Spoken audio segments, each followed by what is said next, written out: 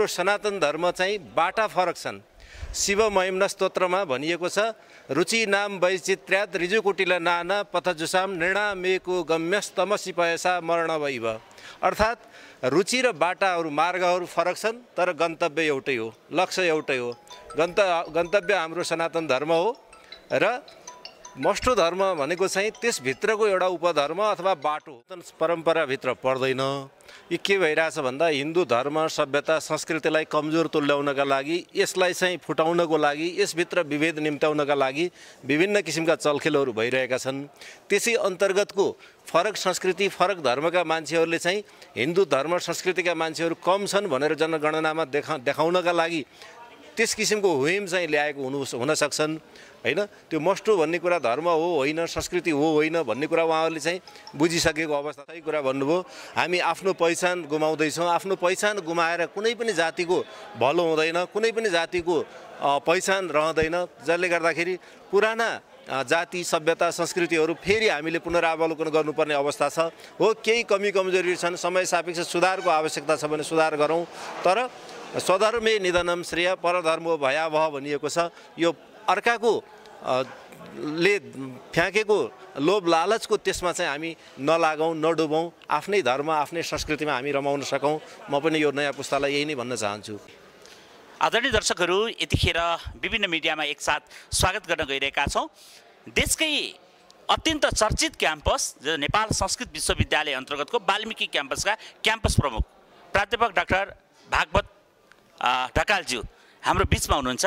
Sir नमस्कार। नमस्कार। आराम हुनुहुन्छ? ठिक छु, हजुरलाई? ठिक छ डाक्टर साहब। डाक्टर साहब, यो आजभोलि अलिकति चर्चाको विषय बनेको छ, यो मष्ट धर्म भनेर आएको छ क्या डाक्टर साहब? हजुर पनि कति अवगतै हुनु होला होइन? के धर्मशास्त्रमा हजुर त वाल्मीकि क्याम्पसमा धेरै गुरुहरू जन्माउनु भएको छ, सनातन हिन्दू धर्ममा मष्टको स्थान धर्म हो कि एउटा कुनै पाठ हो? फोनले डिस्टर्ब गर्यो, त्यसलाई बन्द गरिदिनु। धन्यवाद। असाध्यै राम्रो प्रश्न गर्नुभयो। वास्तवमा मैले एउटा सानो उदाहरण भने यो सबैले बुझ्नुहुन्छ जस्तो लाग्यो। जसरी हामीले उज्यालो चाहियो भने कसैले बत्ती बाल्छौँ, कसैले ट्युबलाइट बाल्छौँ, कसैले मर्करी बाल्छौँ, कसैले कपासको बालौँला, कसैले धागोको बालौँला, कसैले कपडाको पनि बाल्न सक्छौँ। तर ती सबैले दिने के हो त? प्रकाश हो, उज्यालो हो। त्यस्तै हाम्रो सनातन धर्म चाहिँ बाटा फरक छन्। शिव महिम्न स्तोत्रमा भनिएको छ, रुचि नाम वैचित्र्यात् ऋजुकुटिल नाना पथजुसाम नृणामेको गम्यस्तमसि पयसा मरण वैव। अर्थात् रुचि र बाटाहरू मार्गहरू फरक छन् तर गन्तव्य एउटै हो, लक्ष्य एउटै हो। गन्तव्य हाम्रो सनातन धर्म हो र मष्टो धर्म भनेको चाहिँ त्यसभित्रको एउटा उपधर्म अथवा बाटो हो, माध्यम हो, गन्तव्य हो।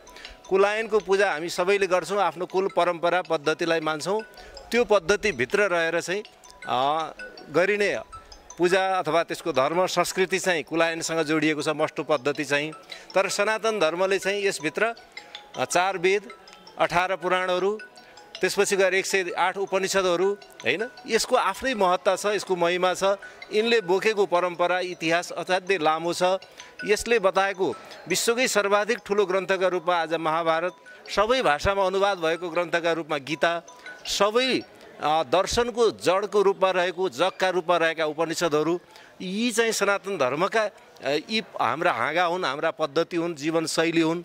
मष्टो चाहिँ त्यसभित्रको एउटा कुलायन आफ्नो धर्म पद्धतिलाई पूजा गर्ने संस्कार हो, सभ्यता हो। त्यो नराम्रो होइन, तर त्यो बाटोबाट पुगिने भनेको सनातन धर्ममै हो। त्यो बाटो हो, गन्तव्य होइन, लक्ष्य होइन, त्यो चाहिँ साधन हो। मष्टो संस्कृति सभ्यता अहिले पछिल्लो चरणमा आएर आफ्नो जाति, आफ्नो वर्ग, आफ्नो समूह, आफ्नो परम्परालाई चिनाउने, समाजमा अगाडि बढाउने यो प्रयास चाहिँ प्रशस्त भएका छन्। त्यस क्रममा चाहिँ आफ्नो कुलदेवताको खोजी गर्ने, आफ्नो वंश परम्पराको खोजी गर्ने यी परिपाटीहरू चलेका छन्। यो साध्यै राम्रो हो। आफूलाई चिनाउनु र आफ्नो परम्परालाई चिनाउनु राम्रो कुरा हो, तर त्यसलाई लगेर सनातन धर्मसँग जोड्दाखेरि अलिकति सनातन धर्मको जुन व्यापकता हो त्यसमा त कुनै साँगुरोपन आउँदैन। तर मष्टो संस्कृति हो, मष्टो चाहिँ एउटा पद्धति हो, जीवनशैली हो। त्यहाँसम्म पुगिसकेको, सनातन धर्मसम्म पुगिसकेको अवस्था चाहिँ यो होइन। थाहा भयो सर? डाक्टर साहब, अलिकति प्रसङ्ग के रह्यो भने हिजो 2वटा इसाईसँग सम्बन्धित रहेका सङ्गठनहरूले संयुक्त आह्वान पत्र आह्वान गरेर भनेका छन् नेपालमा मष्ट महासङ्घको गठन भयो। जसले भनेको छ राष्ट्रिय जनगणना 2078 जो दैलोमा छ त्यसमा चाहिँ जातकोमा खस लेख्ने, धर्ममा मस्ट लेख्न आह्वान गरिएको छ। के यो हाम्रो सनातन परम्पराभित्र पर्छ डाक्टर साहब? हाम्रो सनातन परम्पराभित्र पर्दैन। यो के भइरहेछ भन्दा हिन्दू धर्म, सभ्यता, संस्कृतिलाई कमजोर तुल्याउनका लागि, यसलाई चाहिँ फुटाउनको लागि, यसभित्र विभेद निम्त्याउनका लागि विभिन्न किसिमका चलखेलहरू भइरहेका छन्। त्यसै अन्तर्गतको फरक संस्कृति, फरक धर्मका मान्छेहरूले चाहिँ हिन्दू धर्म संस्कृतिका मान्छेहरू कम छन् भनेर जनगणनामा देखाउनका लागि त्यस किसिमको हुइम चाहिँ ल्याएको हुन सक्छन् हैन। त्यो मस्टो भन्ने कुरा धर्म हो होइन, संस्कृति हो होइन भन्ने कुरा उहाँहरूले चाहिँ बुझिसकेको अवस्था छैन। त्यसैले त्यो चाहिँ उहाँहरूले चालेको एउटा भ्रम मात्रै हो, त्यो चाहिँ यथार्थ कुरा होइन। त्यसले चाहिँ हिन्दू धर्मावलम्बीहरूको, सनातन धर्मावलम्बीहरूको सङ्ख्या कम रहेछ भनेर देखाउनका लागि उहाँहरूले चालेको कदम हुनसक्छ।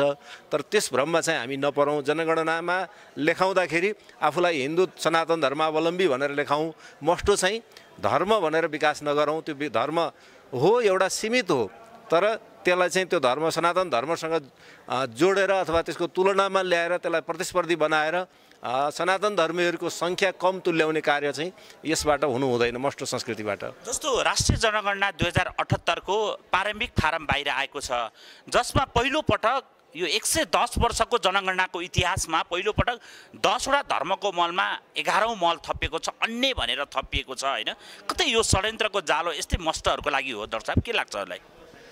यहाँ हामी कहाँ धेरै विदेशीहरू जुन लगानी गर्नुभएको छ, यहाँको संस्कृति, यहाँको सभ्यता, यहाँको कला, यहाँको भाषा हरेकतिरबाट जुन आक्रमण भइरहेको छ, तपाईँले देख्नुहुन्छ अहिले गाडीमा पनि इम्बोस नम्बरको रूपमा आइरहेको छ र नेपाली भाषा संस्कृतिलाई त्यहाँबाट ओझेल पारिँदैछ हैन। नेपाली भाषा संस्कृति प्रतिको जुन एउटा लगाव हो, जुन उद्देश्य हो, त्यसलाई व्यवस्था गरेर नयाँ गर्ने जुन गलत क्रियाकलापहरू विधर्मीहरू हाम्रो समाजमा सक्रिय छन्, उहाँहरूको कारणले गर्दा त्यो 11औं अन्य भनेर राखिसकेपछि त्यसमा प्रशस्तै चलखेल हुन्छ। जनगणनामा गाउँ गाउँमा पुगेर निःशुल्क पुस्तक वितरण गर्ने भन्ने र आफ्नो धर्म प्रचार गर्ने जुन परिपाटीहरू चलेका छन्, त्यस किसिमका परिपाटीका पक्षपोषकहरूबाट यस किसिमका गतिविधिहरू भएको हुनसक्छ। तर पनि सनातन धर्मावलम्बीहरू अत्यन्त सचेत हुनु जरुरी छ र आफ्नो परम्परा के हो, आफ्नो इतिहास के हो, आफ्नो पहिचान के हो, आफ्नो कुन संस्कृति सभ्यताबाट हामी हुर्केका हौँ र आफ्नो अभिभावकहरूले हामीलाई दिएको पहिचान के हो, त्यसबाट विमुख हुनु चाहिँ पक्कै हुँदैन। भनेपछि सनातन हिन्दूहरूले का विरुद्ध भनौँ अझ हैन, भनेपछि यो जसरी इसाईहरूको मिसनरी नै देखियो अहिले त पछिल्लोचोटि, यसका पात्रको रूपमा पनि देख्न थाले कि केही व्यक्तिहरू भन्ने कुरा पनि आयो हैन। केही मान्छेका नामै लिएर भन्यो भने हामीले प्रेम कैदी जस्ता मान्छेहरू पनि हुनुहुन्छ, प्रेम बहादुर खाती जस्ता मान्छेहरू पनि हुनुहुन्छ, जसले धर्म संस्कृति अलि बुझ्नुभयो, उहाँले बढी बुझेर मस्टो चाहिँ धर्म भनेर दौड्नु पनि भयो। उहाँहरूलाई चाहिँ के सन्देश छ?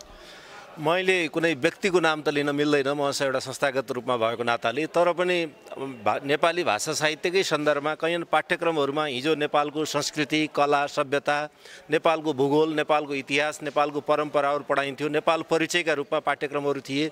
तर तिनलाई चाहिँ एक किसिमले हटाएर अहिले चाहिँ पाठ्यक्रमबाटै बच्चाले नेपालको सभ्यता, संस्कृति, परम्परा, भूगोल, इतिहास यी कुराहरू चाहिँ बुझ्ने अवसर छैन। उसले चाहिँ विदेशी कुराहरू सानैदेखि जोनी जोनी यस पापा उसले चाहिँ सिक्नुपर्छ। तर हाम्रा जुन वन्दनाहरू थिए, जय जगदीश्वर किसिमका वन्दनाहरू हामीले कक्षा 4 मा पढेर हुर्केका थियौँ, अहिले ती पाटाहरूलाई क्रमशः हटाउँदै हटाउँदै लगिएको छ। यसमा जुन लगानी, शिक्षामा विदेशी जुन लगानी हामीले भित्राउन थाल्यौँ, त्यस दिनदेखि पाठ्यक्रम निर्माताहरूमा तपाईँ गएर पाठ्यक्रम केन्द्रमा हेर्न सक्नुहुन्छ, विदेशी व्यक्तिहरूका त्यहाँ नेम ट्यागहरू छन् र उहाँहरूको रुचि, उहाँहरूको इन्ट्रेस्ट चाहिँ यहाँको सभ्यता, यहाँको भाषा, यहाँको कला, यहाँको संस्कृति, यहाँको धर्मलाई कमजोर तुल्याउने र आफ्ना अभिष्टहरू पुरा गर्नेतर्फ केन्द्रित छन्। र त्यसका लागि हाम्रै समाजमा हुर्किनुभएका यही समाजका व्यक्तित्वहरू पनि असाध्यै त्यसमा लाग्नु भएको छ, पक्षपोषक बनेर उहाँहरूले आफ्नो सभ्यता, आफ्नो पहिचानलाई केही रुपियाँमा, केही सुख सुविधामा साटिरहनु भएको छ। त्यो चाहिँ असाध्यै गलत हो। एबिसी त्यो जो मान्छे हुन्छ जसले आफ्नो मातृभूमिलाई, भाषा हो सभ्यता हाम्रो, भाषा नै उदय उन्नति, जित वैभव भाषामै रहन्छन् पछिसम्म भनेर भनिएको छ।